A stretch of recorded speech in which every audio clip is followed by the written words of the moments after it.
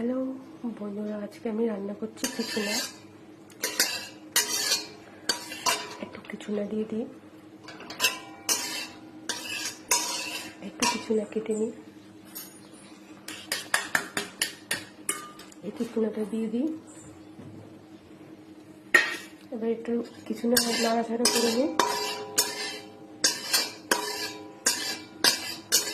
তো বন্ধুরা, আমাদের খিচুড়া রান্না হয়ে গেছে। এবার আমরা খিচুড়াটা তুলে নেব।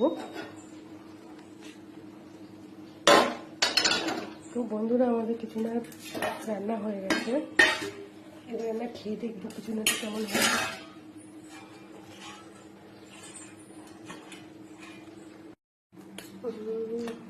খিচুড়িটা খুব সুন্দর খেতে হয়েছে। তোমরা খেয়েও দেখবে, খিচুড়িটা করে দেখবে, খুব সুন্দর খেতে হয়েছে। আর কমেন্ট করে বলবে যে কেমন হয়েছে খেতে।